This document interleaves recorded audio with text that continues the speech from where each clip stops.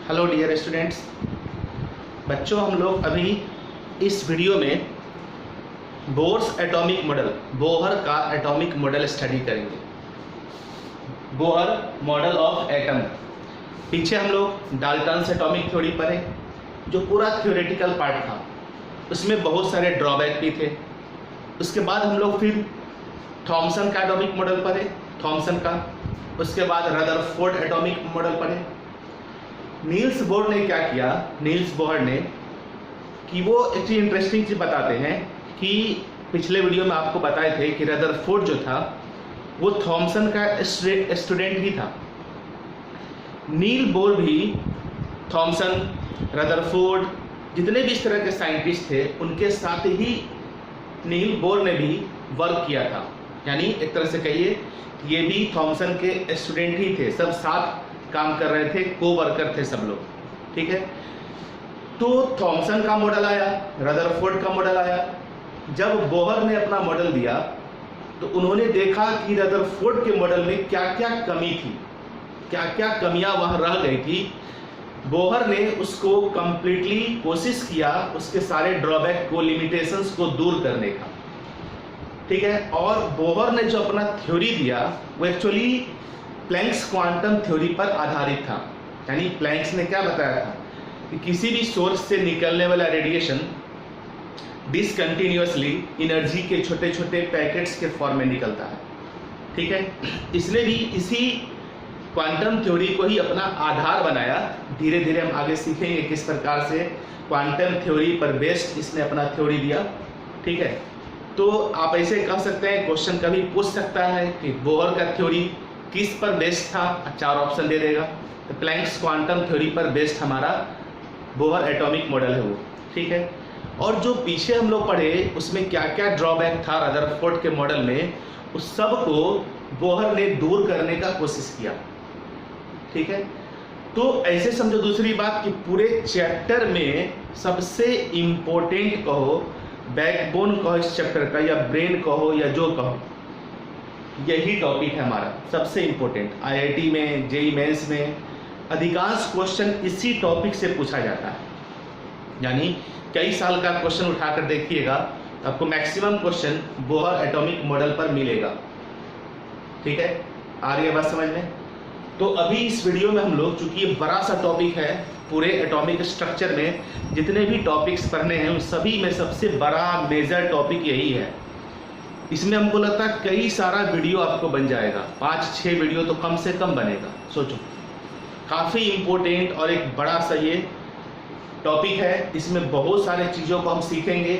जैसे रदरफोर्ड के मॉडल में रदरफोर्ड ने ये बता दिया कि सेंटर में nucleus heavy positively charge body है जिसके चारों ओर इलेक्ट्रॉन चक्कर काटता है।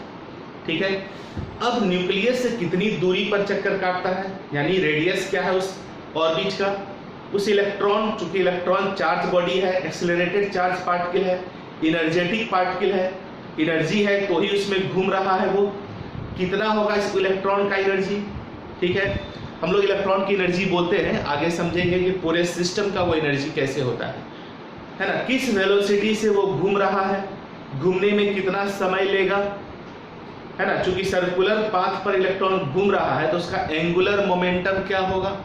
इन सारे मिसकॉन, जितने भी इस तरह के जो ड्रॉबैक थे रदरफोर्ड मॉडल में, बोहर के एटॉमिक मॉडल में हम लोग इन सारे ड्रॉबैक को धीरे धीरे दूर करेंगे। रेडियस निकालने का फॉर्मूला, वेलोसिटी निकालने का फॉर्मूला, ठीक है, इलेक्ट्रॉन का एनर्जी निकालने का फॉर्मूला, एंगुलर मोमेंटम निकालने का फॉर्मूला, नंबर ऑफ रिवॉल्यूशन निकालने का फॉर्मूला, इस सारे फॉर्मूला को नील्स बोहर ने मैथमेटिकली कैलकुलेट करके दिया, जो कि रदरफोर्ड मॉडल में नहीं दिया गया था। ठीक है, इतने सारे चीज देने के बावजूद भी बोहर के एटॉमिक मॉडल में कई सारे लिमिटेशंस हैं, ड्रॉबैक भी हैं।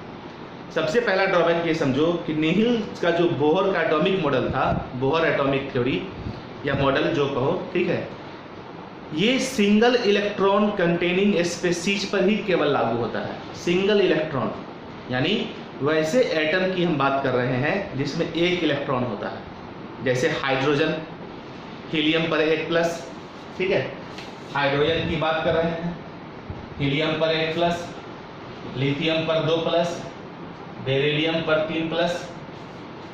इन सभी स्पेसीज में एक एक इलेक्ट्रॉन है।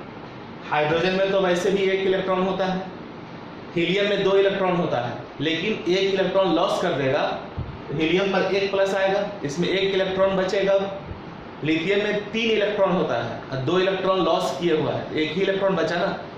बेरिलियम में भी 4 इलेक्ट्रॉन होता है, 3 इलेक्ट्रॉन लॉस कर चुका है तो 3 प्लस लिखे, 1 इलेक्ट्रॉन बचा। तो जो सिंगल इलेक्ट्रॉन स्पेसीज है हाइड्रोजन और हाइड्रोजन लाइक स्पेसीज, इसी पर बोहर का एटॉमिक मॉडल काम करता है। ठीक है, अब दिमाग में क्वेश्चन आ रहा होगा, सर जब बोहर ने एटॉमिक मॉडल दिया तो केवल 1 इलेक्ट्रॉन वाले पर क्यों? ठीक है, तो ये नहीं कहता है कि 1 इलेक्ट्रॉन, हम बहुत सारे इलेक्ट्रॉन के मॉडल के बारे में समझेंगे, मल्टी इलेक्ट्रॉन का भी मॉडल समझेंगे, लेकिन बोहर ने सिंगल इलेक्ट्रॉन को कंसीडर करके कैलकुलेशन बहुत सारा किया। ठीक है, क्यों किया, कैसे किया, सब धीरे धीरे हम लोग जो आगे 4, 5, 6 वीडियो बनेगा इस टॉपिक पर रिलेटेड, उसमें एक एक करके सारा कॉन्सेप्ट हमारा धीरे धीरे क्लियर हो जाएगा। ठीक है, इतनी बात समझ गए कि बोहर एटॉमिक मॉडल किस प्रकार से कितना इम्पोर्टेंट होने वाला है। इसमें बहुत सारे हम लोग मैथमेटिकल डेरिवेशन भी सीखेंगे, एनर्जी का, वेलोसिटी का, रेडियस का, इस सब का डेरिवेशन किस प्रकार से नील्स बोहर ने अपना डिराइव किया और फॉर्मूला दिया बहुत सारा। इस पर बेस्ड हम लोग बहुत सारे न्यूमेरिकल्स को भी सॉल्व करेंगे जो डिफरेंट कॉम्पिटिटिव एग्जामिनेशन में पूछे हुए होंगे। ठीक है, इतनी बात समझ में आ गई बच्चों? आगे बढ़े तब चलिए, तो आगे हम लोग बढ़ते हैं, इसको धीरे धीरे आगे बढ़ाते हैं।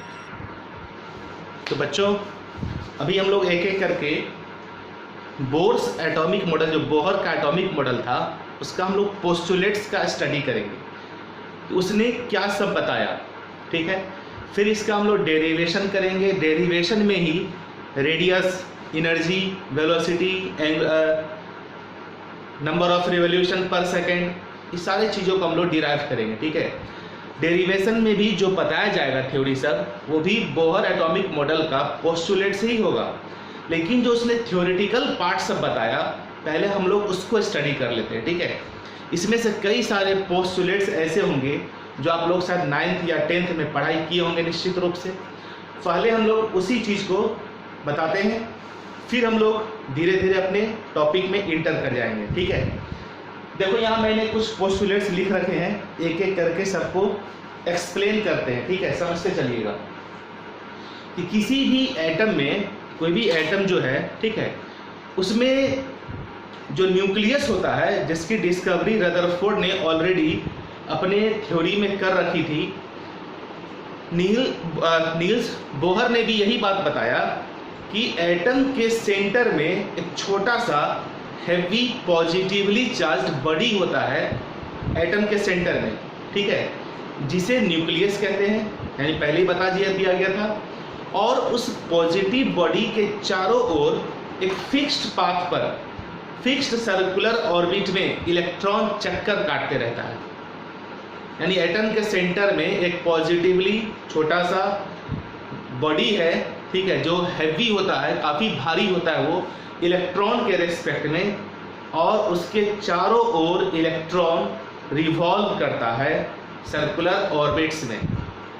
ठीक है, ये बात बोहर ने बताई। दूसरा उसने बताया, समझिएगा ध्यान से, कि न्यूक्लियस के चारों ओर सर्कुलर ऑर्बिट्स अनगिनत हो सकता है थ्योरेटिकली। ठीक है, theoretically a large number of circular orbits are possible around the nucleus, but electron revolve only in those circular orbits which have a fixed value of energy। ठीक है, यानी कहने का मतलब सोचो कि एक अगर हम सर्किल कंसीडर करें, सपोज करो बीच में सेंटर हो, ठीक है, तो सेंटर से जो उसका सरकमफ्रेंस होगा, एक सर्किल इमेजिन किया है आपने, उस बीच में पूछेंगे अगर कितना सर्किल संभव है, तो खुद से सोचो, एक सर्किल इमेजिन करो, सेंटर से उसके सरकमफ्रेंस के बीच में कितने सर्किल संभव होंगे। थ्योरेटिकली तो बहुत सर्किल संभव है। ठीक है, तो क्या जो भी सर्किल संभव है सभी सर्किल में इलेक्ट्रॉन रिवॉल्व करेगा? नहीं। इलेक्ट्रॉन के रिवॉल्यूशन के लिए कुछ फिक्स्ड सर्किल को ही लिया गया है जिसका एक फिक्स्ड एनर्जी होगा, यानी उस इलेक्ट्रॉन के पास एक पार्टिकुलर अमाउंट ऑफ एनर्जी होगा और उस एनर्जी को लेकर के, यानी उस एनर्जी जो उस इलेक्ट्रॉन के पास होगा वो एक फिक्स्ड ऑर्बिट में ही घूमने के लिए होगा। ठीक है, चलो इसको हम समझाएंगे। अभी पहले जो पोस्टुलेट्स है इसे आप नोट कर लीजिए, है ना। दूसरा पॉइंट यही लिखा हुआ है, ठीक है। Theoretically, a large number of circular orbits are possible around the nucleus, but electrons revolve only in those circular orbits which have a fixed value of energy.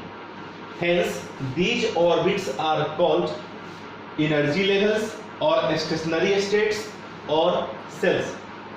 जो सर्कुलर ऑर्बिट्स हम लोग देखते हैं, आपने देखा हो 9th-10th में पढ़े होंगे एटम का स्ट्रक्चर, सेंटर में न्यूक्लियस है और सर्किल हम कई सारा 5-6 ड्रॉ कर देते हैं।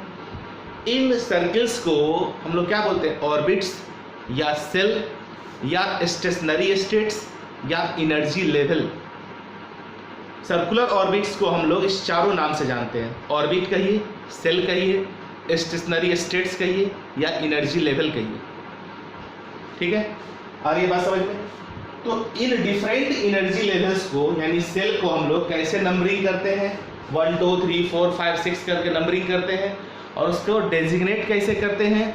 KLMNOP नाम इस प्रकार से सेल का हम लोग रखे हुए हैं, KLMNOP सेल। ठीक है, या नंबरिंग करते हैं 1 2 3 4 5 6 करके। ठीक है, अब देखो एक चीज आप लोग बोर्स या बोर-बरी स्कीम पढ़े होंगे, बोर-बरी स्कीम, जिसमें किसी ऑर्बिट में कितना इलेक्ट्रॉन होगा ये बोहर और बरी मिल करके बताया। हम लोग इसको बोहर थ्योरी में ही पढ़ लेते हैं कि जैसे रदरफोर्ड मॉडल ने ये नहीं बताया कि उसने ये बताया कि न्यूक्लियस के चारों ओर इलेक्ट्रॉन घूमता है सर्कुलर पाथ पर, लेकिन किस पाथ पर कितना इलेक्ट्रॉन घूमता है ये नहीं बताया। बोहर और बरी मिल करके बताया कि किसी भी ऑर्बिट में इलेक्ट्रॉन की संख्या हम लोग 2n² से निकालते हैं, 2n²। यहाँ n क्या है? n यहाँ पर ऑर्बिट नंबर को इंडिकेट करता है, ऑर्बिट नंबर। तो 2n² हुआ, 2n²। यहाँ n क्या है? Orbit number. अगर हम फर्स्ट ऑर्बिट के लिए निकालेंगे इलेक्ट्रॉन मैक्सिमम कितना होगा, तो 2 × 1 का स्क्वायर यानी 2 रह जाएगा। अगर सेकेंड ऑर्बिट में निकालेंगे तब तो 2 × 2 का स्क्वायर 4, तो 4 × 2 8, यानी सेकेंड सेल में मैक्सिमम 8 इलेक्ट्रॉन्स होंगे। थर्ड ऑर्बिट में 18 इलेक्ट्रॉन्स होंगे। फोर्थ ऑर्बिट में निकालेंगे 32 इलेक्ट्रॉन्स। फिफ्थ ऑर्बिट में निकालेंगे 50 इलेक्ट्रॉन्स।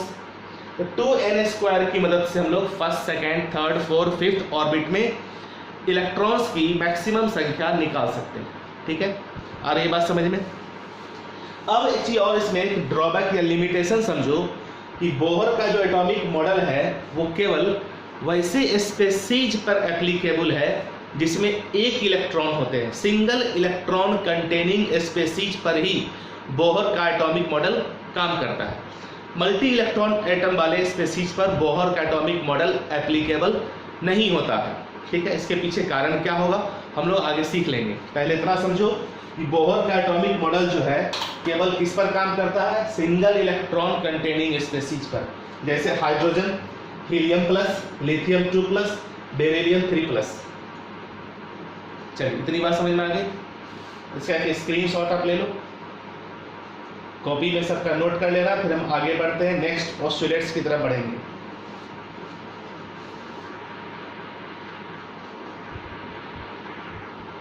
तो बच्चों बोहर ने क्या बताया कि सेंटर में न्यूक्लियस है और इसके चारों ओर सर्कुलर ऑर्बिट्स में इलेक्ट्रॉन चक्कर काटता है।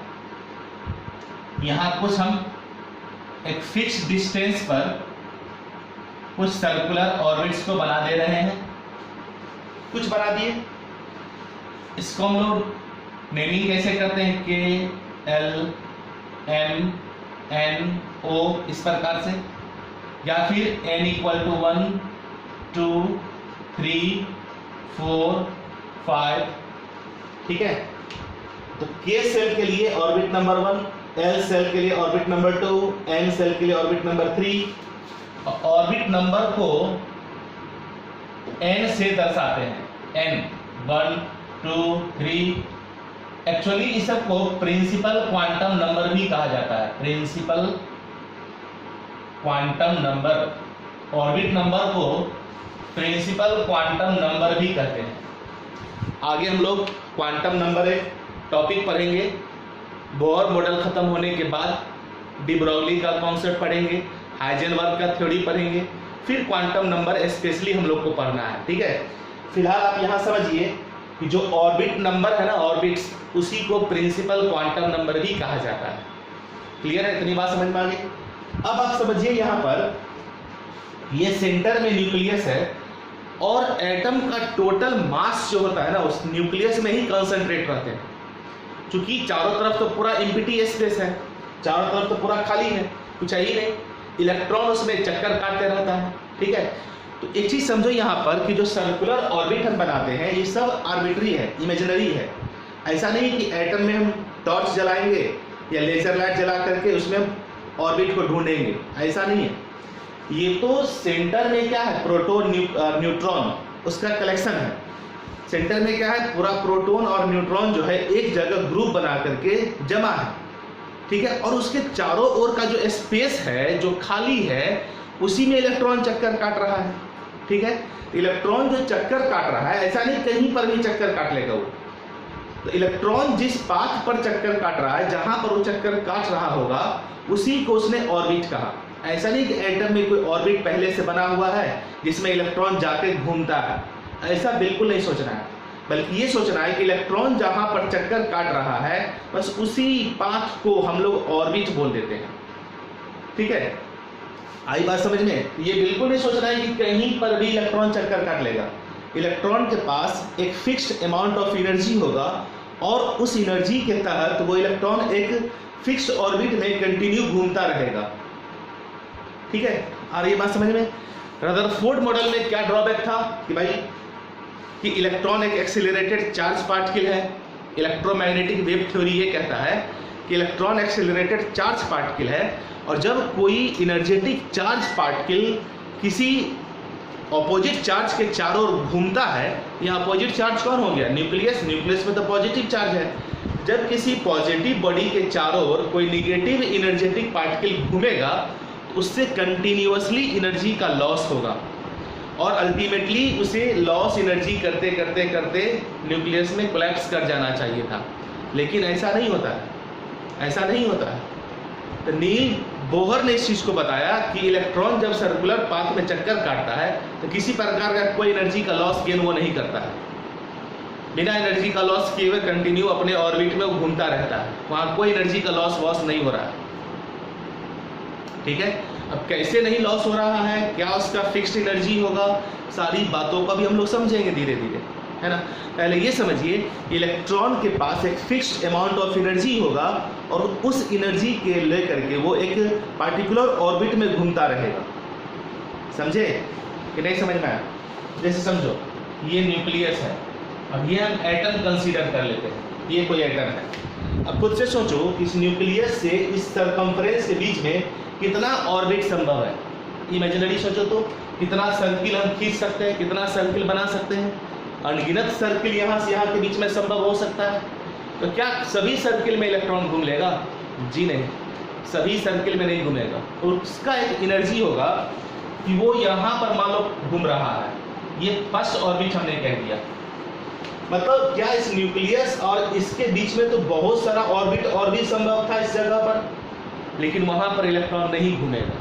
तो थ्योरेटिकली यहाँ पर हम बोल सकते हैं कि इसके बीच में बहुत सारा ऑर्बिट संभव है, लेकिन उसको हम काउंट नहीं करेंगे। कहाँ काउंट कर रहे हैं कि न्यूक्लियस से एक डेफिनिट डिस्टेंस पर इलेक्ट्रॉन यहाँ पर मिल रहा है, पहला इलेक्ट्रॉन, इसी को हम फर्स्ट ऑर्बिट कहेंगे। ठीक है, फिर मालूम पड़ा कि इलेक्ट्रॉन यहाँ पर घूम रहा है, इसको दूसरा ऑर्बिट कह दीजिए। अब पहला और दूसरा के बीच में बहुत सारा स्पेस खाली है, उसमें भी सैकड़ों हजारों सर्किल संभव है, ऑर्बिट संभव है, लेकिन वहाँ पर इलेक्ट्रॉन नहीं पाया जाएगा। उसको हम ऑर्बिट क्यों कहेंगे?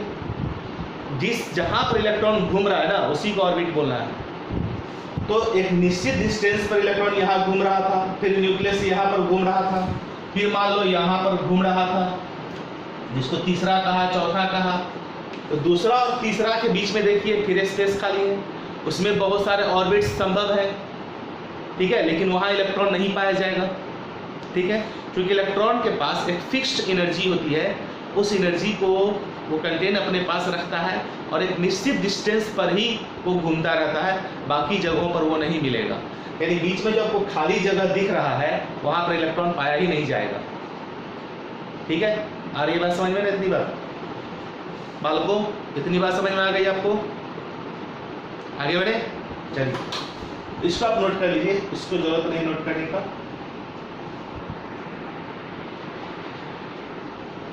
तो बच्चों ये जो ऑर्बिट्स है ना, सर्कुलर जो पाथ आपको दिख रहा है, इसे हम लोग ऑर्बिट कहेंगे, सेल कहेंगे, स्टेशनरी स्टेट कहेंगे या एनर्जी लेवल कहेंगे, ठीक है। एनर्जी लेवल इसलिए कहा जाता है कि यहाँ पर जो ऑर्बिट हमने यहाँ रिप्रेजेंट किया है जिसमें इलेक्ट्रॉन आपको मिलेगा, ठीक है, ऐसे हम लोग बोलते हैं। एक्चुअली ऑर्बिट नहीं होता है एटम के अंदर, इलेक्ट्रॉन जहाँ घूमता है उसी को ऑर्बिट कहना है। ऐसा नहीं है कि एटम के अंदर अगर हम ढूंढेंगे तो हमको ऑर्बिट कोई रास्ता बना हुआ दिखेगा, ऐसा तो लेना है। वो तो स्पेस है न्यूक्लियस के चारों ओर का जिसमें इलेक्ट्रॉन रिवॉल्व कर रहता है। ऐसा नहीं कि ऑर्बिट बना हुआ है उसी में इलेक्ट्रॉन घूमेगा, इलेक्ट्रॉन जहां घूम रहा है वही ऑर्बिट है। क्लियर है बालकों? इतनी बात समझ में आ रही है ना आपको? ठीक है, एक फिक्स्ड एनर्जी होगा ना इलेक्ट्रॉन के पास, यहाँ पर एक एनर्जी होगा, फिर वो कुछ एनर्जी गेन करके यहाँ पर घूम सकता है, फिर कुछ एनर्जी गेन करके यहाँ पर घूम सकता है। एक fixed amount of energy gain करके इलेक्ट्रॉन लोअर से हायर ऑर्बिट में जाकर घूम सकता है, बीच वाले जगह पर वो नहीं घूमेगा। सब हम लोग धीरे धीरे इस वीडियो में या आगे की वीडियो में क्लियर होते चला जाएगा, ठीक है। तो इसको हम लोग एनर्जी लेवल भी बोलते हैं, क्योंकि एनर्जी का लेवल इंक्रीज करेगा, बीच वाले जगह पर वो कहीं नहीं मिलेगा, इसलिए इसको एनर्जी लेवल कहते हैं। स्टेशनरी यहाँ कहने का मतलब ये नहीं सोचना है कि इलेक्ट्रॉन स्टेशनरी हो गया, रुक गया, ऐसा नहीं है। स्टेशनरी यहाँ पर कहने का मतलब ये है कि उसकी एक फिक्स्ड वैल्यू ऑफ एनर्जी होती है, वो एनर्जी का वैल्यू हर ऑर्बिट में फिक्स्ड होगा, ऑर्बिट बाय ऑर्बिट वो चेंज करेगा।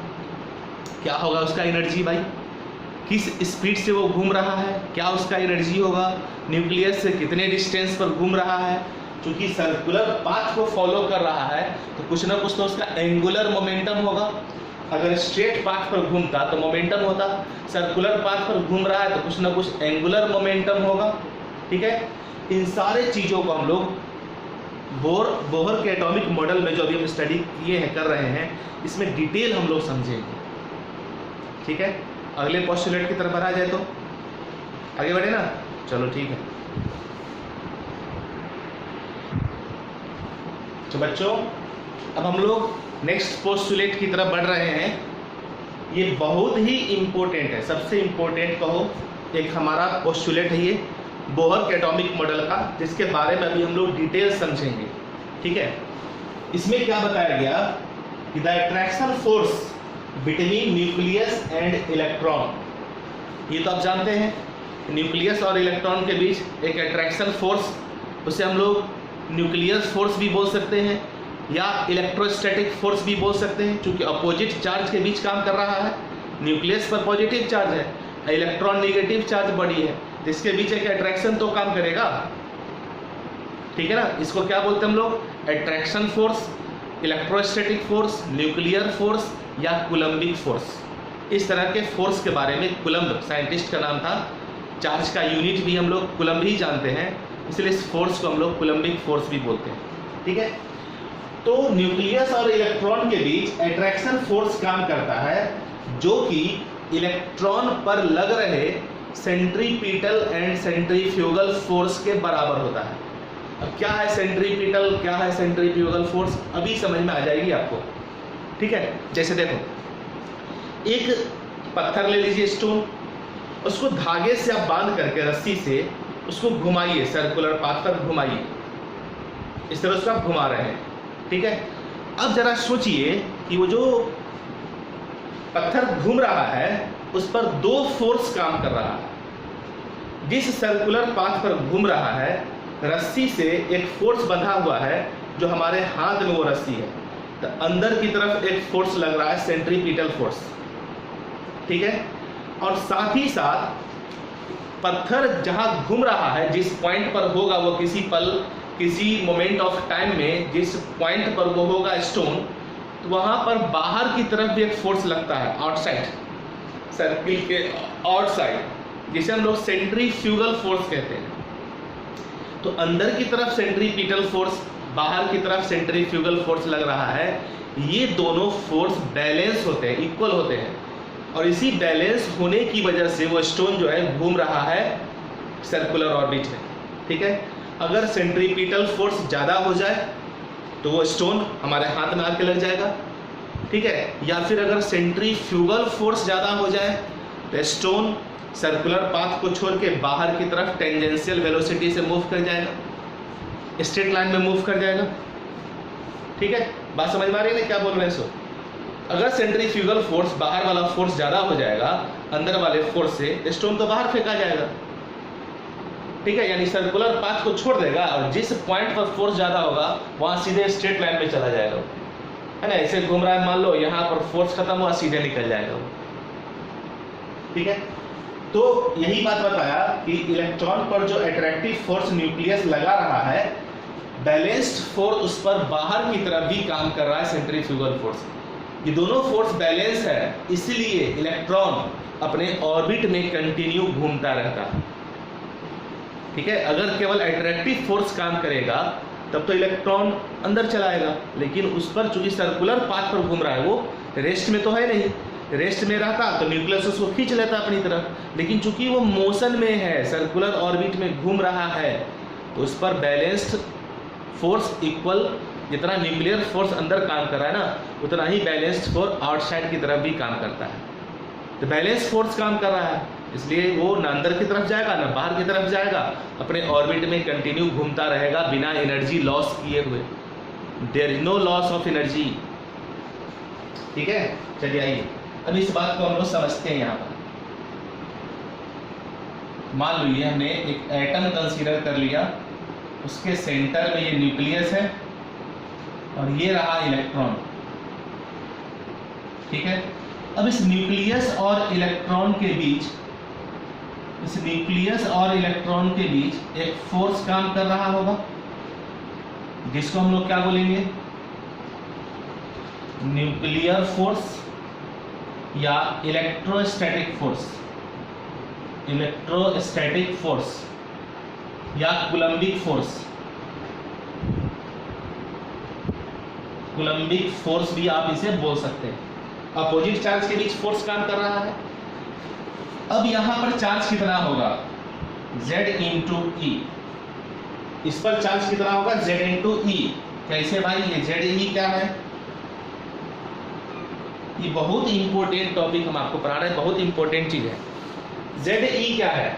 अब सोचो कि जो न्यूक्लियस है, ठीक है, न्यूक्लियस में कुछ ना कुछ तो प्रोटॉन का संख्या होगा। एक ही इलेक्ट्रॉन स्पीशीज मान लेते हैं, तो इलेक्ट्रॉन एक है, हाइड्रोजन में प्रोटॉन होगा 1, हीलियम में प्रोटॉन होगा 2, लिथियम में प्रोटॉन होगा 3, बेरिलियम में प्रोटॉन होगा 4।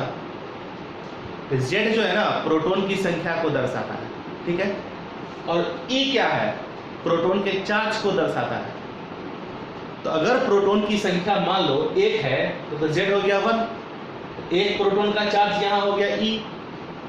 अगर 2 प्रोटॉन है तो एक प्रोटॉन का चार्ज E, उसको हम 2 से मल्टीप्लाई करेंगे तब ना टोटल चार्ज न्यूक्लियस का निकलेगा।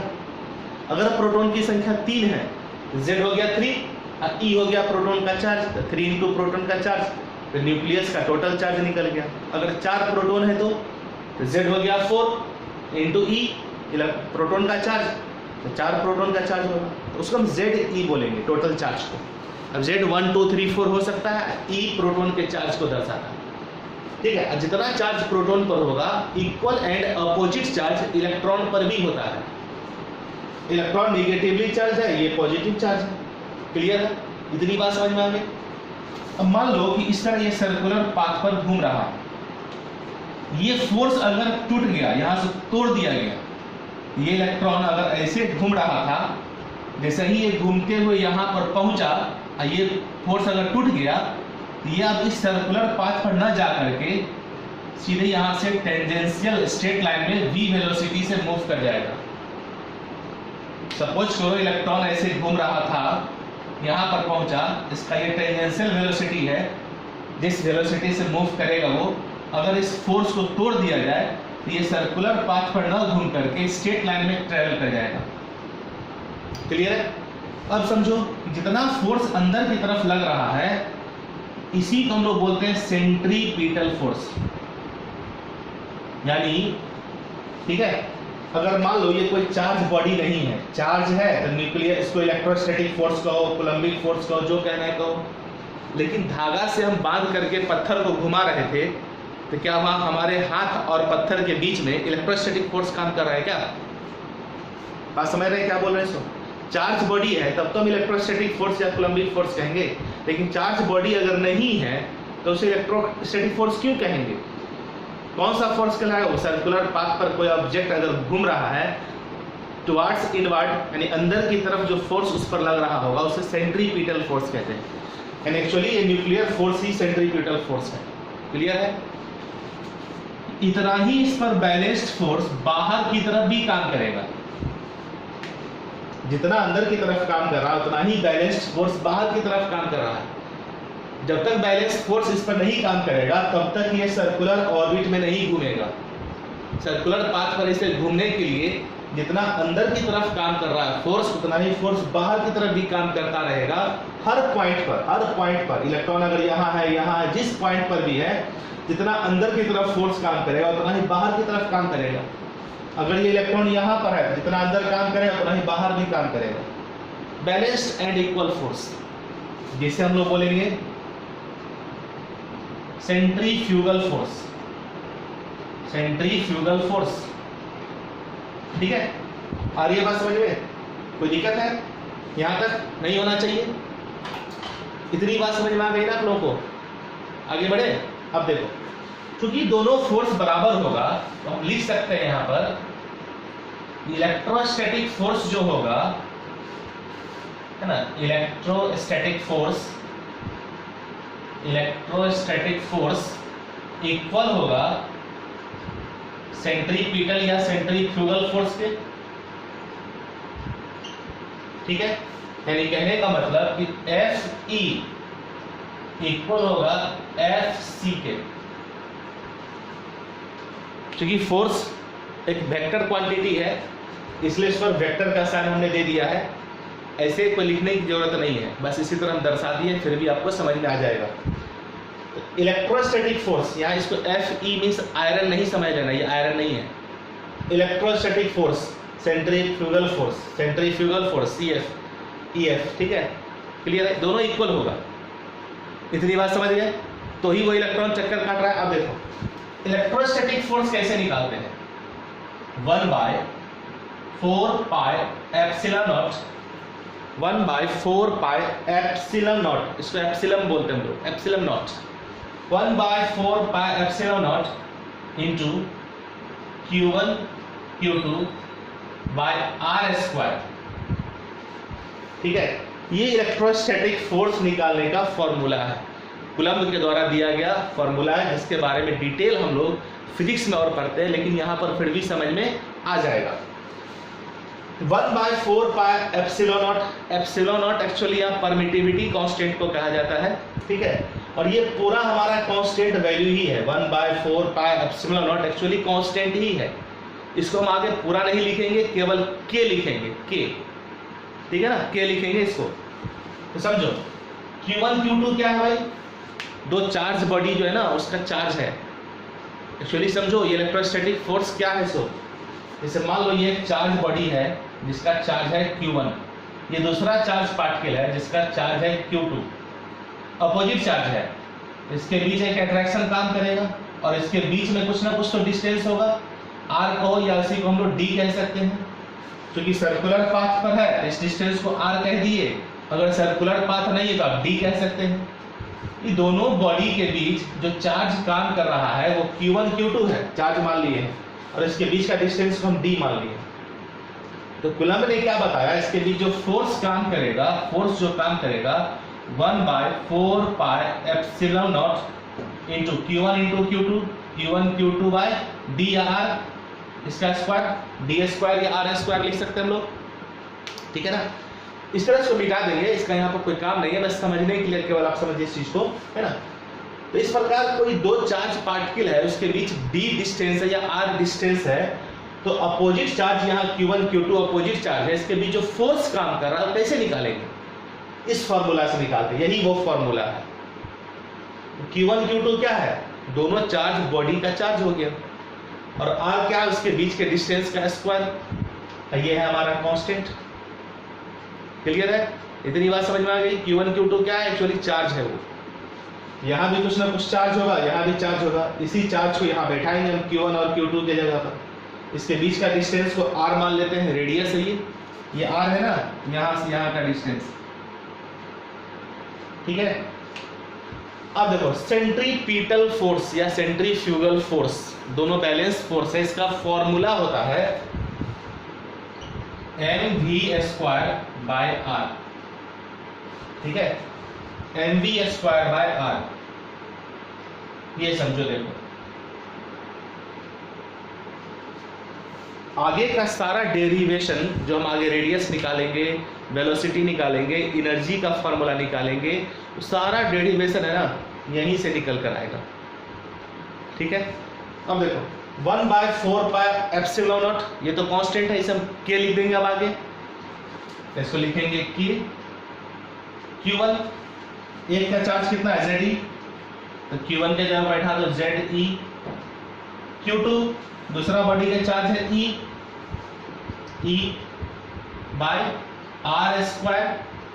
इक्वल टू mv²/r, ठीक है। तो एक r से एक r कैंसिल हो जाएगा, एक r से एक r कैंसिल हो जाएगा, है ना। तो क्या लिख सकते हैं हम लोग, कि Ze², चूंकि E इंटू E² हो गया, bye r equal to mv², ये लिख सकते हैं हम लोग, बिल्कुल लिख सकते हैं, है ना। आ रही है बात समझ में। अब इसमें अगर हम 2 से डिवाइड कर दे, यहां भी और यहां भी दोनों तरफ 2 से डिवाइड कर दे, तो काइनेटिक एनर्जी का फॉर्मूला निकल जाएगा। देखो कि Ze²/2r equal to half mv², जिसको हम काइनेटिक एनर्जी बोल सकते हैं, ठीक है। इसको हम इक्वेशन 1 मान लेते हैं। बस यहाँ पर इसको इतने यहाँ पर हमको भी पढ़ना है। अभी जो इसके बारे में पढ़ रहे थे, इतना ही अभी जानिए कि जो यहाँ इलेक्ट्रोस्टैटिक फोर्स काम कर रहा है वो सेंट्रीफ्यूगल फोर्स के बराबर होगा। चलो इसका कोई काम अभी नहीं फिलहाल, ये तो समझाने के लिए हम बताए थे, ठीक है। तो इलेक्ट्रोस्टैटिक फोर्स सेंट्रीफ्यूगल फोर्स के बराबर किए, इलेक्ट्रोस्टैटिक फोर्स निकालते हैं 1/4πε0 इंटू Q1 Q2/r²। सेंट्रीफ्यूगल या सेंट्रीपिटल फोर्स निकालने का फॉर्मूला है mv²/r। m हो गया मास, v हो गया वेलोसिटी, r हो गया उसका रेडियस। सर्कुलर पाथ पर घूम रहा है, सेंट्रीपिटल या सेंट्रीफ्यूगल फोर्स तभी अप्लाइड होगा जब सर्कुलर पाथ होगा। सर्कुलर मोशन हमें फिजिक्स में डिटेल पढ़ाई करनी है 11th में, ठीक। फिर भी यहाँ पर आपको समझ में आएगा कि सेंट्रीफ्यूगल फोर्स का डायरेक्ट मैंने फॉर्मूला लिखा mv²/r, ये याद रखना है, ठीक है। अब ये तो कांस्टेंट है, 1/4πε0 कांस्टेंट है जिसे k कहते हैं, है ना। Q1 हो गया चार्ज हमारा Ze, Q2 का चार्ज हो गया E, इलेक्ट्रॉन के चार्ज को भी E से ही दर्शाते हैं, तो Ze इंटू E, Ze², और एक r से एक r कट गया तो r बच गया, इक्वल टू mv²। अब हाफ लिखेंगे यहाँ भी, हाफ लिखेंगे यहाँ भी, तो क्या जाएगा Ze²/2r equal to half mv², जो कि काइनेटिक एनर्जी है। यानी जो इलेक्ट्रॉन यहाँ घूम रहा है ना, ये इस इलेक्ट्रॉन का काइनेटिक एनर्जी क्या हो गया, kZe²/2r, kZe²/2r।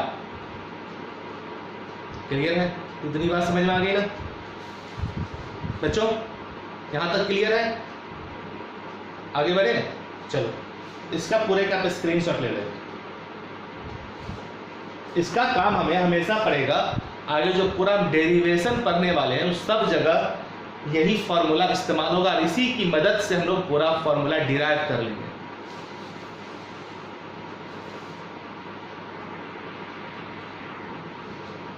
तो बच्चों अब हम लोग नेक्स्ट पोस्टुलेट की तरफ बढ़ रहे हैं जो बोर ने बताया, ठीक है। एंगुलर मोमेंटम, जब कोई बॉडी, सर बॉडी यहाँ पर मतलब कोई पार्टिकल या कोई ऑब्जेक्ट आप समझ सकते हैं, चार्ज भी हो सकता है, वो चार्ज नहीं भी हो सकता है, ठीक है। चार्ज बॉडी है तो ठीक है, नहीं है तो भी सर्कुलर पाथ पर घूम सकता है वो, ठीक है।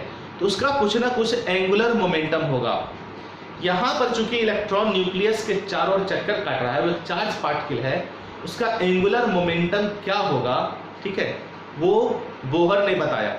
बोहर ने कहा कि एंगुलर मोमेंटम जो होता है किसी भी ऑर्बिट का, वो हमेशा क्वांटाइज्ड होता है। बात को समझे क्या बोले सो, कि किसी भी ऑर्बिट में जो इलेक्ट्रॉन घूम रहा है, तो ऑर्बिट चूंकि सर्कुलर पाथ है, ठीक है, उसमें इलेक्ट्रॉन घूम रहा है, तो जिस ऑर्बिट में घूम रहा है वो ऑर्बिट का एंगुलर मोमेंटम क्वांटाइज्ड होगा।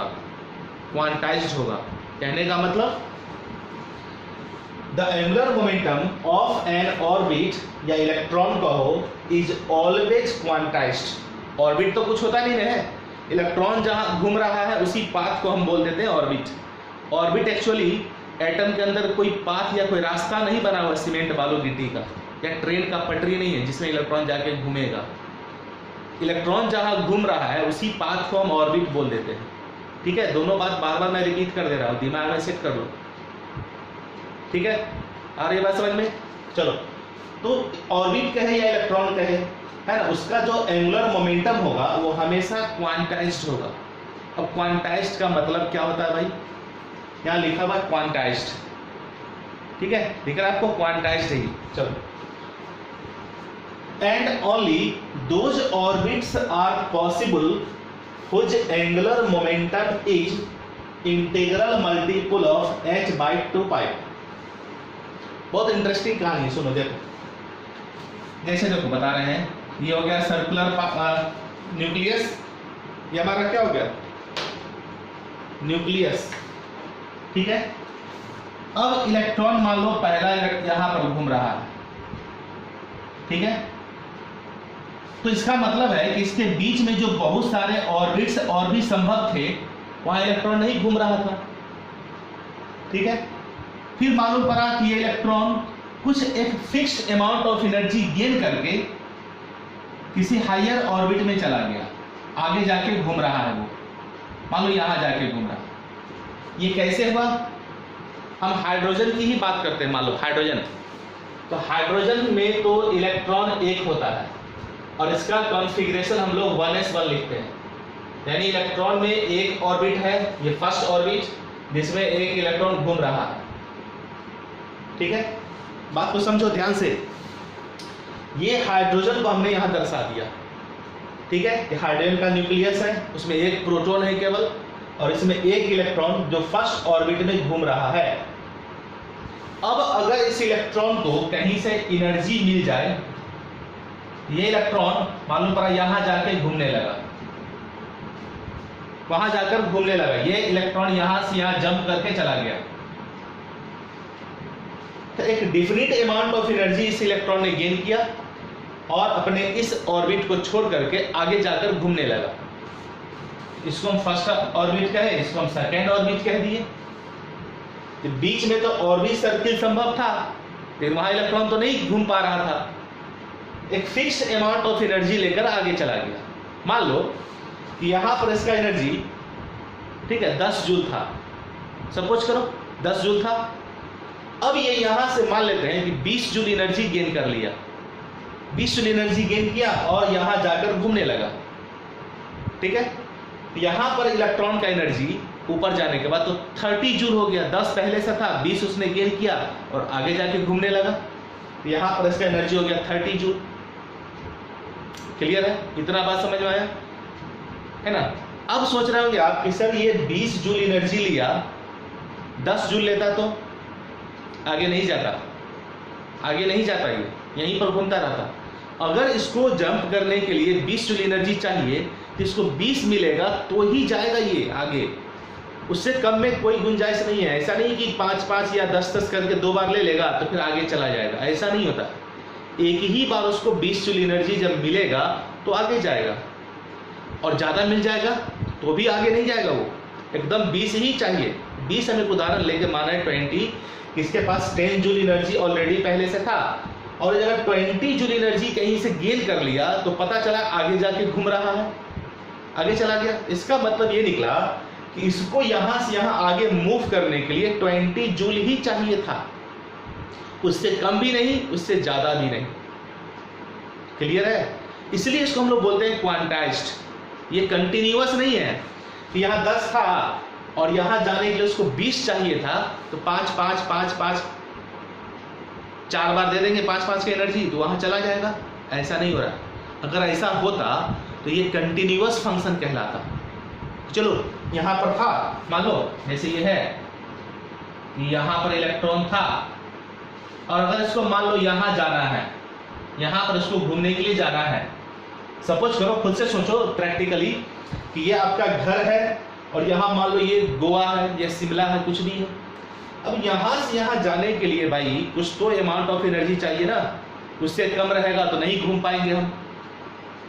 ठीक है, ज्यादा यहाँ देखो गोवा घूमने वाला ज्यादा वाला कॉन्सेप्ट यहाँ नहीं लगाना है। ठीक है, बात को समझो। अब ज्यादा भी इसको नहीं चाहिए, कम भी नहीं चाहिए, इसको यहाँ से यहाँ जाना है। ठीक है, अब ऐसा नहीं है कि इसको हम थोड़ा सा एनर्जी दे देंगे तो ये यहाँ से यहाँ चला जाएगा, फिर यहाँ से यहाँ चला जाएगा, फिर यहाँ से यहाँ चला जाएगा, फिर यहाँ से यहाँ चला जाएगा, फिर यहाँ से यहाँ चला जाएगा। ऐसा नहीं हो रहा है कि मान लो इसको यहाँ से यहाँ जाने के लिए 20 जूल एनर्जी चाहिए, तो 5 5 का हम दे देंगे या 2 2 का 10 बार दे देंगे, तो थोड़ा थोड़ा वो आगे घसकते हुए यहाँ नहीं पहुँचेगा, है ना। इलेक्ट्रॉन स्लाइडिंग मोड में नहीं रहता है, वो जंपिंग मोड में होगा। ऐसा नहीं थोड़ा सा दिए थोड़ा सा आगे बढ़ गया, फिर थोड़ा सा देंगे फिर थोड़ा सा आगे बढ़ जाएगा, ऐसा इलेक्ट्रॉन नहीं कर रहा। ठीक है, अगर थोड़ा थोड़ा लेके आगे बढ़ता तब इसको हम क्वांटाइज्ड नहीं कहते। क्वांटाइज्ड का मतलब होता है fixed amount of particular value. यहाँ पर 10 है, आगे घूमने के लिए उसके पास 30 होना चाहिए, फिर आगे घूमने के लिए उसके पास मान लो 40 होना चाहिए, फिर आगे के लिए मान लो 60, कुछ मान लेते हैं वैल्यू। उसी वैल्यू पर वो घूमता रहेगा, उससे कम या उससे अधिक पर वो बीच में नहीं पाया जाएगा। ऐसा नहीं कि यहाँ से यहाँ जाने के लिए 20 चाहिए, 10 दे देंगे तो बीच में घूमने लगेगा, ऐसा नहीं हो रहा है। तो मालूम पड़ा हजारों लाखों ऑर्बिट संभव हो जाएंगे, जो पॉसिबल है ही नहीं। ठीक है, क्लियर? इतनी बात समझ में आ रही है? तो क्वांटाइज्ड का मतलब होता है एक फिक्स्ड वैल्यू यानी फिक्स्ड अमाउंट ऑफ एनर्जी। कि फर्स्ट ऑर्बिट में अगर इलेक्ट्रॉन के पास 10 जूल एनर्जी था, दूसरे में घूमने के लिए उसके पास 30 जूल एनर्जी होना जरूरी है, तो 20 जूल एनर्जी कहीं से गेन करेगा।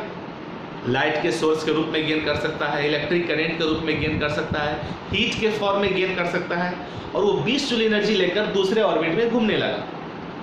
तो पहला में 10 चाहिए, दूसरा के लिए 30 चाहिए, बीच वाला नहीं चाहिए। मान लो तीसरा के लिए 50 चाहिए, चौथा के लिए 70 चाहिए। एक फिक्स्ड वैल्यू हुआ ना, कंटिन्यूअस तो नहीं हुआ कि बीच वाला कोई एनर्जी रहेगा तो कहीं भी घूमने लगेगा। इलेक्ट्रॉन कहीं भी नहीं घूम रहा है, एकदम दिमाग से निकालो, एक फिक्स्ड ऑर्बिट में ही घूमेगा। तो फिक्स्ड ऑर्बिट में घूमने के लिए उसके पास एक particular fixed value of energy होनी चाहिए। बस इसी को तो क्वांटाइज्ड बोल रहे हैं ना, कि फिक्स्ड वैल्यू, बीच का वैल्यू नहीं। क्लियर है? चलिए इसको हम एक उदाहरण से समझते हैं क्वांटाइजेशन का मतलब। ठीक है, क्या मतलब होता है क्वांटाइजेशन का? ठीक है, समझो। मान लो कि हम लोग किसी टैक्सी में बैठे हुए हैं, कहीं गए घूमने के लिए, टैक्सी हमें करना पड़ा ट्रैवलिंग के लिए। अब उस टैक्सी में मीटर को हमें रीड करना है, 2 मीटर।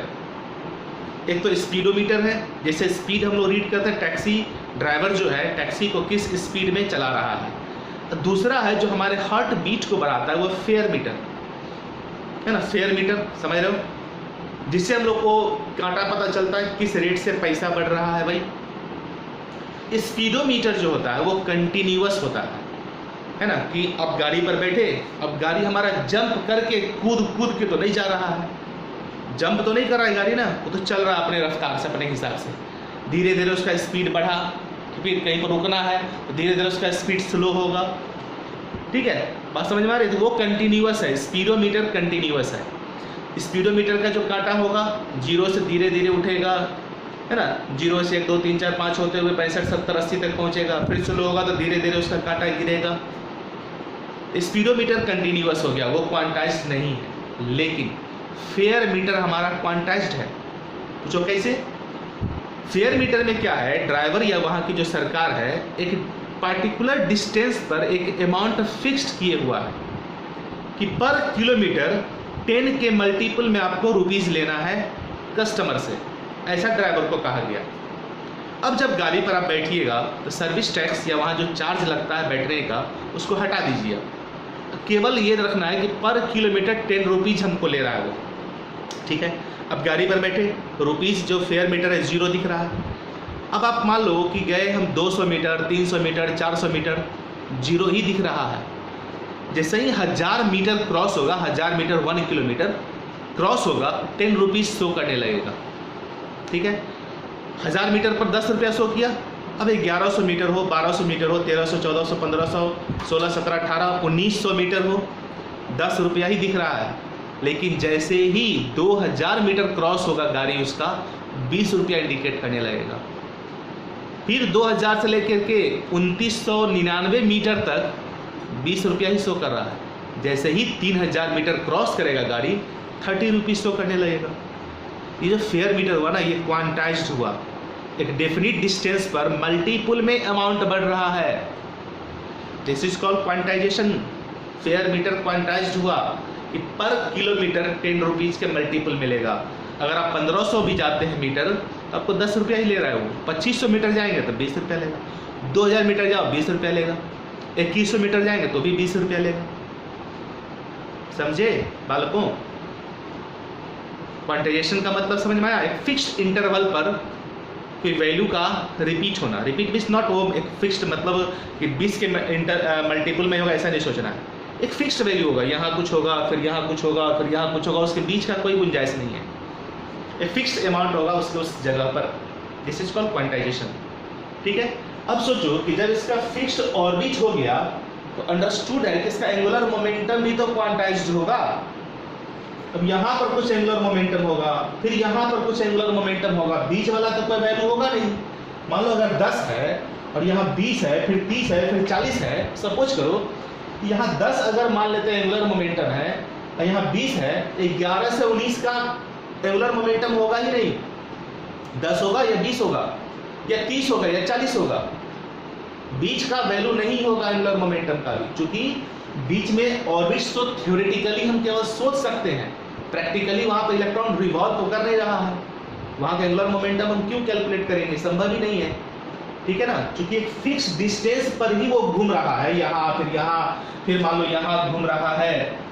इसके बीच का जो डिस्टेंस है इसमें तो इलेक्ट्रॉन है नहीं, यहाँ तो इलेक्ट्रॉन पाया नहीं जा रहा है, तो फिर रेगुलर कैसे होगा एंगुलर मोमेंटम? रेगुलर तो होने से रहा नहीं होगा ना। फिक्स डिस्टेंस पर है तो उसी डिस्टेंस पर उसका एंगुलर मोमेंटम भी होगा।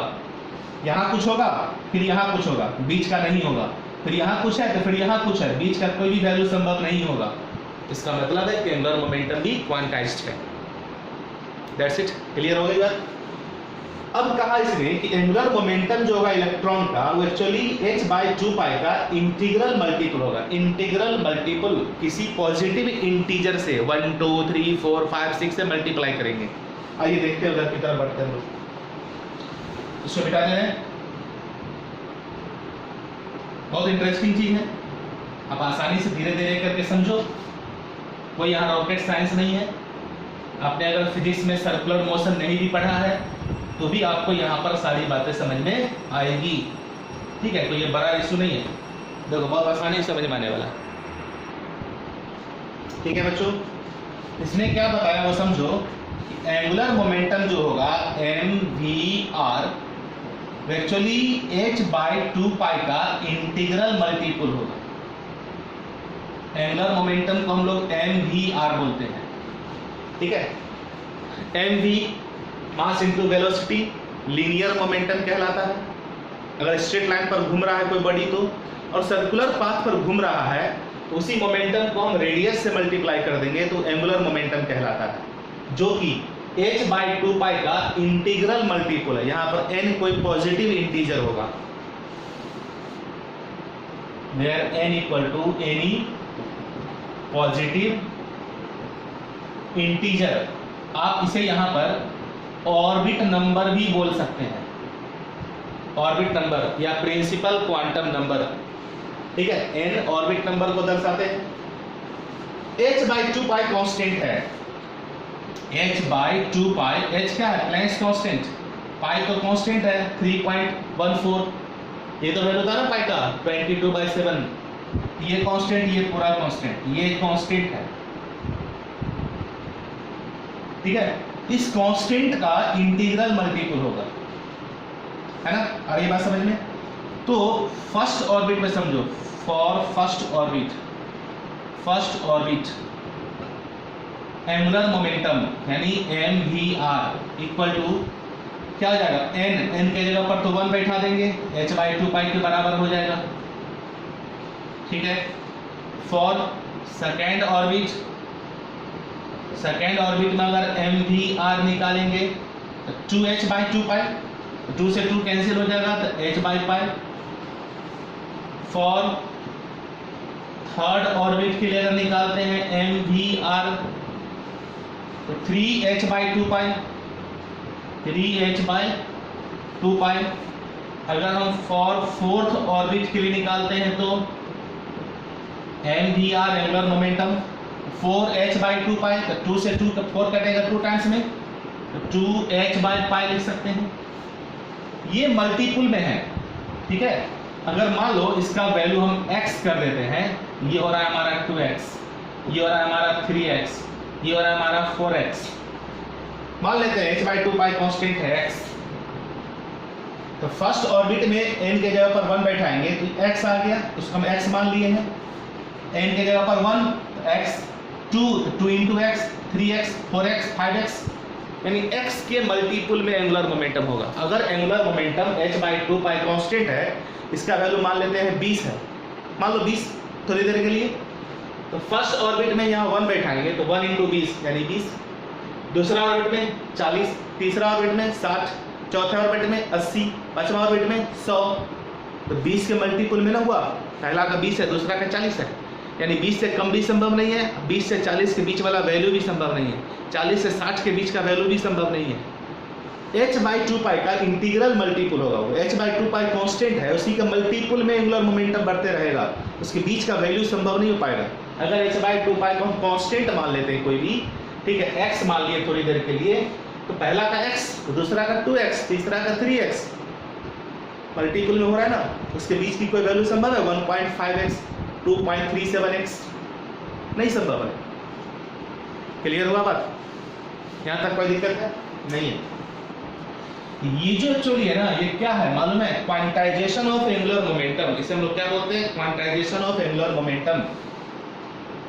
इससे हमारा पता चलेगा कि एंगुलर मोमेंटम क्वांटाइज्ड है। क्वांटाइजेशन ऑफ एंगुलर मोमेंटम, ठीक है। अब एंगुलर मोमेंटम जो है हमारा mvr, linear momentum into radius, आप ऐसे भी याद रख सकते हैं। एक्चुअली इसको हम ऐसे भी समझ सकते हैं, देखो कि एंगुलर मोमेंटम जो होता है, एंगुलर मोमेंटम वो actually moment of inertia into angular velocity. Moment of inertia को हम लोग I से दर्शा देते हैं, एंगुलर वेलोसिटी तो हम लोग ओमेगा से दर्शाते हैं। ओमेगा इस तरह से W लिखते हैं, इसे गोल घुमा करके, गोल घुमा करके, ये ओमेगा है, छोटा ओमेगा। इस प्रकार से भी होता है ओमेगा। ओम, जिसको हम ओम पढ़ते हैं, ओम रेसिस्टेंस का यूनिट, इसको एक्चुअली ओमेगा, ये बड़ा ओमेगा, ये छोटा ओमेगा। इस ओमेगा की बात कर रहे हैं। एंगुलर वेलोसिटी को हम लोग ओमेगा से दर्शाते हैं। यानी एंगुलर मोमेंटम हम लोग जानते हैं, फिजिक्स में जब सर्कुलर मोशन पढ़िएगा वहां पता चलेगा angular momentum actually moment of inertia into angular velocity को कहते हैं, ठीक है। अब मोमेंट ऑफ इनर्शिया क्या है भाई, ये सब फिजिक्स में डिटेल पढ़ोगे, यहाँ हमको काम नहीं है। एंगुलर वेलोसिटी, इसका फॉर्मूला लिखेंगे, समझ में आ जाएगा आपको, ठीक है। एक्चुअली एंगुलर मोमेंटम जो हो गया हमारा, एंगुलर मोमेंटम वो I इंटू ओमेगा हो गया। एंगुलर मोमेंटम इक्वल टू हो गया I इंटू ओमेगा। अब I क्या है ना, पता है? mr square. mr स्क्वायर को हम लोग मोमेंट ऑफ इनर्शिया बोलते हैं। ये क्या है?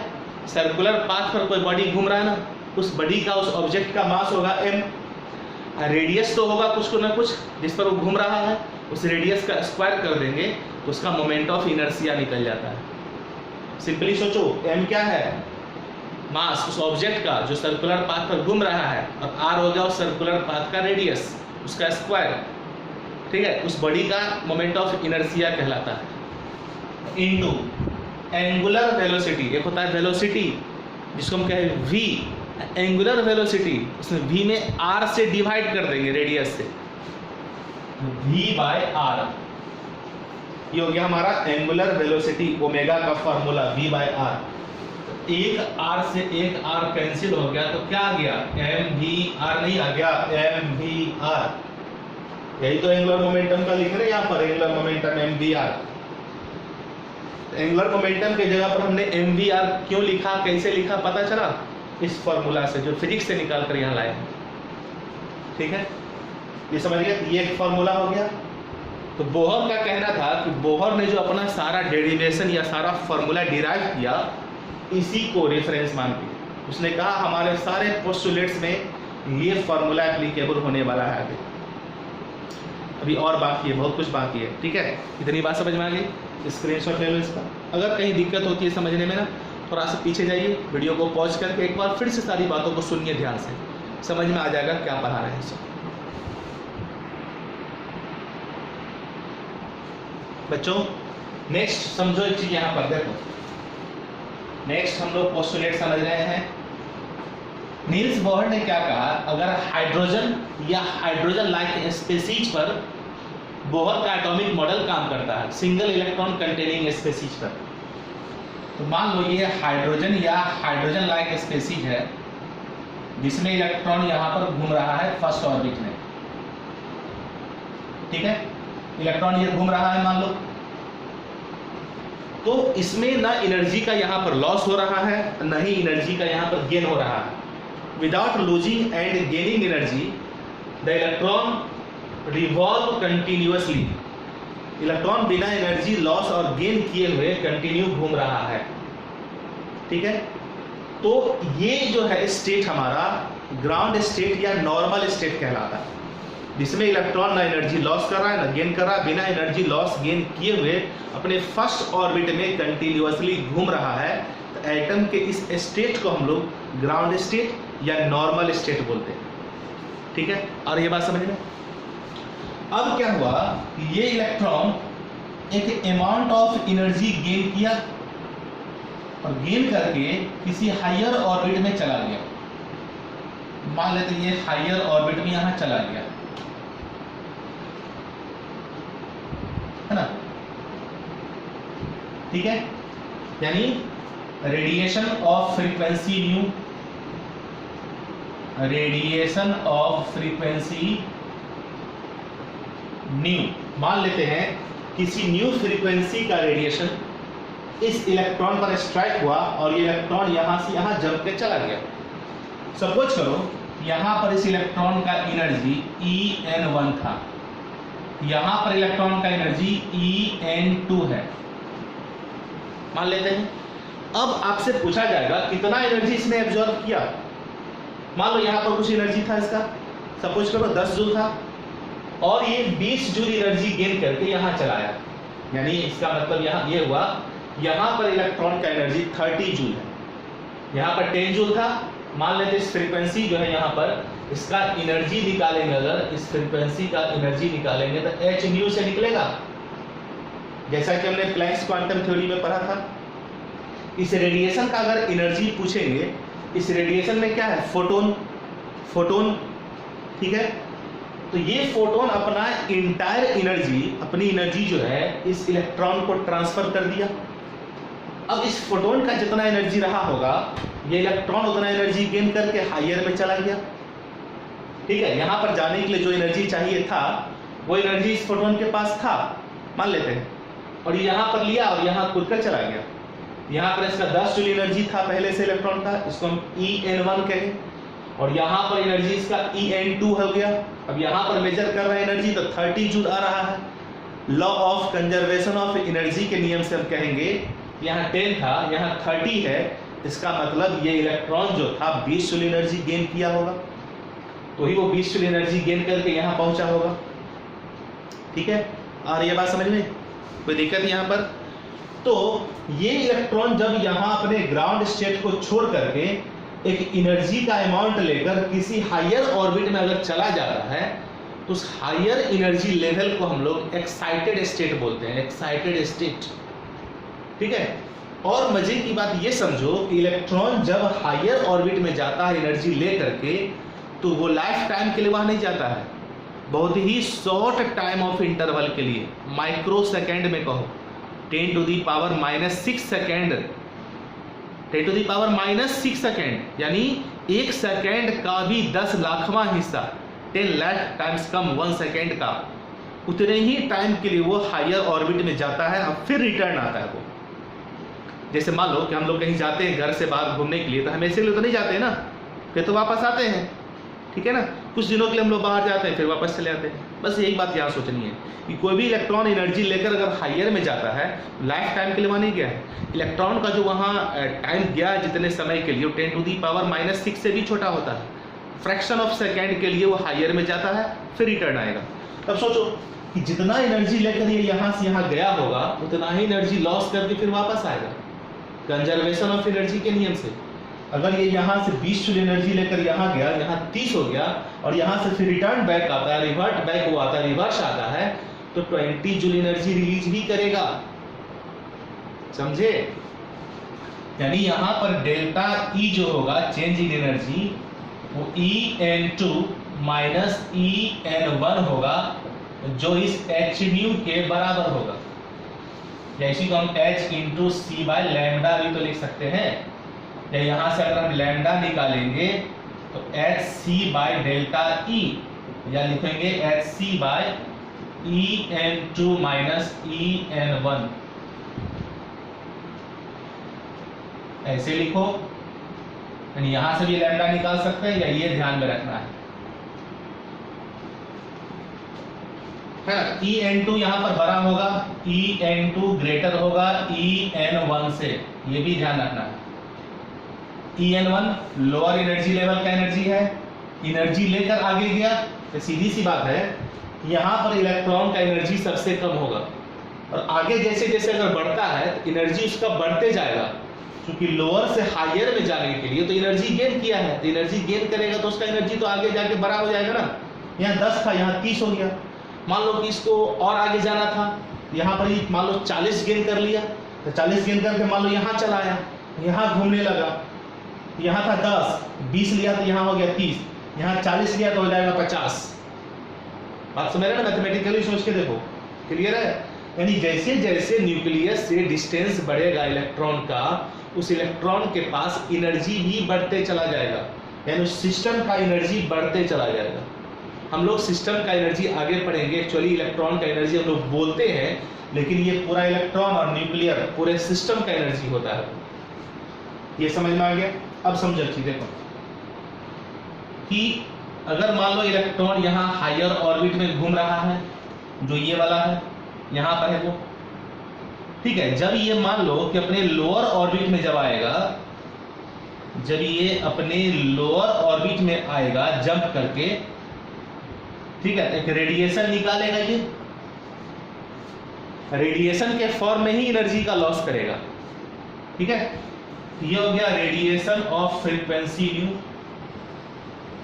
Radiation of frequency new.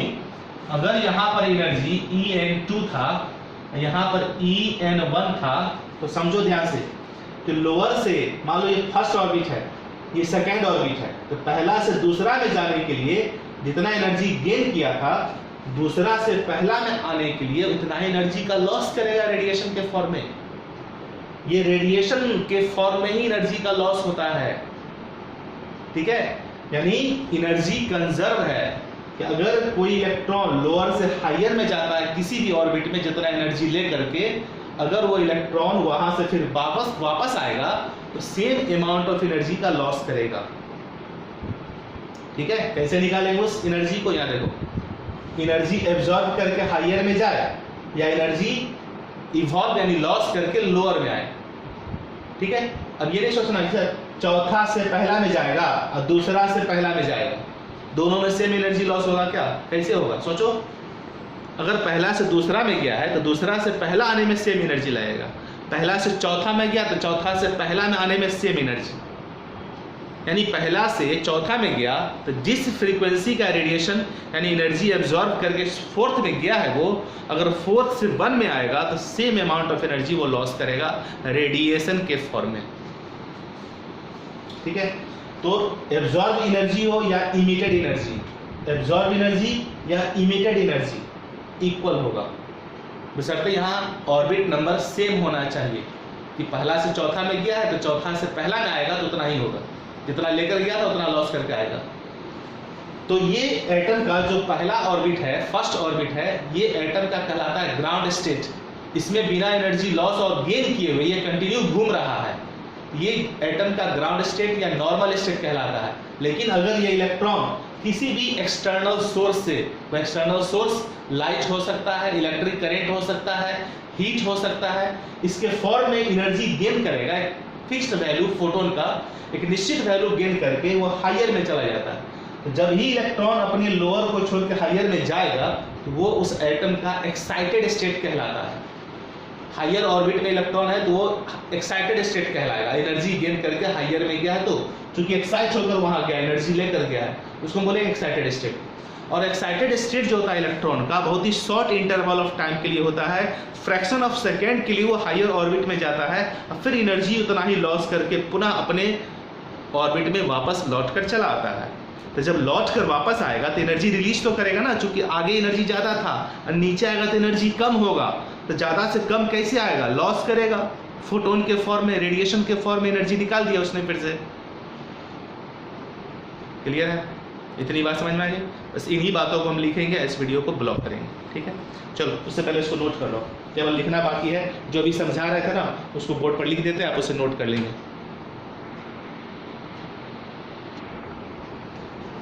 तो बच्चों, अभी जो आपको यहाँ पर समझाया गया था इन सारी बातों को यहाँ पर मैंने लिख दिया है, इसका आप स्क्रीनशॉट ले लीजिए, फिर एक एक करके सारे पॉइंट्स को हम समझा देते हैं। पहले आप इसका स्क्रीनशॉट ले लो। चलिए देखिए, when electrons in an atom are in their lowest energy state, यानी जब किसी भी एटम में इलेक्ट्रॉन अपने लोएस्ट एनर्जी स्टेट में होगा। लोएस्ट एनर्जी स्टेट कौन सा होगा? First orbit. फर्स्ट से नीचे तो नहीं हो सकता है ना, तो फर्स्ट ऑर्बिट हमारा लोएस्ट एनर्जी स्टेट होगा। तो एटम को उसको हम लोग क्या बोलेंगे? Ground state. हाइड्रोजन या हाइड्रोलाइट स्पेसीज के लिए अगर दूसरा कोई स्पेसीज है, मान लो सोडियम है, तो सोडियम में तो इलेक्ट्रॉन 2, 8, 1, यानी फर्स्ट ऑर्बिट में 2, सेकेंड ऑर्बिट में 8, तीसरा ऑर्बिट में 1 इलेक्ट्रॉन, यही उसका ग्राउंड स्टेट हो गया। उसको हम एक्साइटेड नहीं बोलेंगे। बिना एनर्जी लॉस गेन किए हुए कंटिन्यू अपने ऑर्बिट में इलेक्ट्रॉन घूम रहा है तो वो कहलाता है ग्राउंड स्टेट या नॉर्मल स्टेट। ठीक है, नीचे देखो, एनर्जी इज इमिटेड और absorb when electron jumps from one orbit to other, यानी जब इलेक्ट्रॉन एक ऑर्बिट से दूसरे ऑर्बिट में जंप करता है तो एनर्जी का या तो इमिशन होगा या एब्जॉर्प्शन होगा। अगर लोअर से हायर में जाएगा तो एनर्जी एब्जॉर्ब करेगा, और अगर हायर से लोअर आएगा तो एनर्जी का इमिशन होगा, लॉस करेगा। Electron absorb energy and jump in higher energy level. Electron जो है एनर्जी एब्जॉर्ब करके हायर एनर्जी लेवल में चला जाता है। उस हायर एनर्जी लेवल को एक्साइटेड स्टेट बोलते हैं। क्या बोलते हैं? Excited state. ठीक है, और पहले भी डिस्कस किए हैं कि एक्साइटेड स्टेट में इलेक्ट्रॉन का जो लाइफ टाइम होगा वो बहुत ही छोटा होता है, वेरी शॉर्ट। ठीक है, जो कि 10⁻⁻⁶ से 10⁻⁻8 सेकेंड का हो सकता है।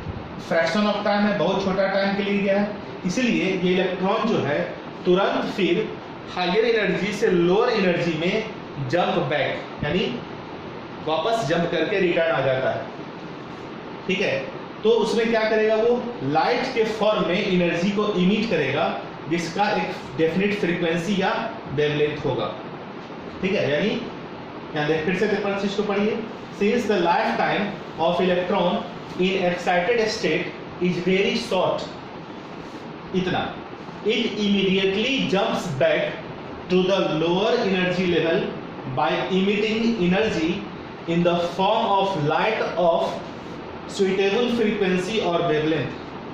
यानी जब इलेक्ट्रॉन हायर से लोअर में जंप किया, ठीक है, तो रेडिएशन इमिट करेगा एक डिफिनिट अमाउंट ऑफ एनर्जी जिसका कुछ ना कुछ फ्रीक्वेंसी या वेवलेंथ होगा, उस निश्चित फ्रीक्वेंसी या वेवलेंथ का एक रेडिएशन इमिट करेगा। वो जब हायर से लोअर में आएगा इलेक्ट्रॉन तो उसको हम बोलते हैं डी एक्साइटेशन। लोअर से हायर में गया तो कहेंगे एक्साइटेशन शो कर रहा है, एक्साइटेशन दर्शा रहा है, और हायर से अगर लोअर आता है तो डी एक्साइटेशन बोलेंगे उसे, ठीक है।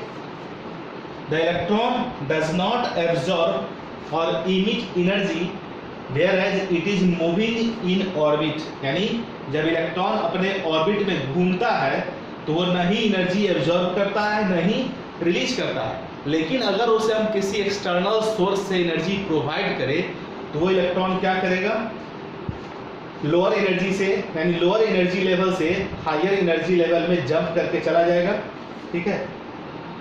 और जब वो डी एक्साइट करके वापस आएगा तो क्या करेगा, इलेक्ट्रॉन एनर्जी को लॉस करेगा, ठीक है। ये कुछ नया नहीं है, जो ऊपर लिखे उसी चीज को यहाँ लिखा हुआ है।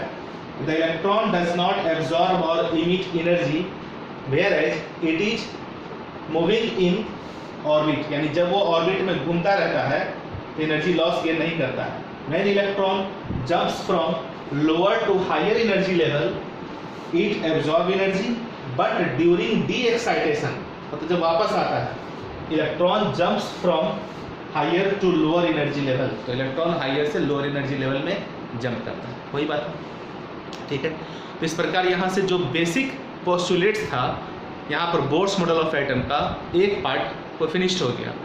नेक्स्ट वीडियो में हम लोग क्या करेंगे कि जो रेडियस होगा कि इलेक्ट्रॉन कितनी दूरी पर चक्कर काट रहा है, ऑर्बिट का रेडियस क्या होगा, किस एनर्जी का वो चक्कर काट रहा है, यानी पूरे सिस्टम का यानी इलेक्ट्रॉन का एनर्जी क्या होगा, ठीक है, उस किस वेलोसिटी से चक्कर काट रहा है, उसको चक्कर काटने में कितना समय लगेगा, या एक सेकेंड में कितनी बार इलेक्ट्रॉन घूम सकता है, इन सारे का हम लोग नेक्स्ट वीडियो में डेरिवेशन पढ़ेंगे, ठीक है।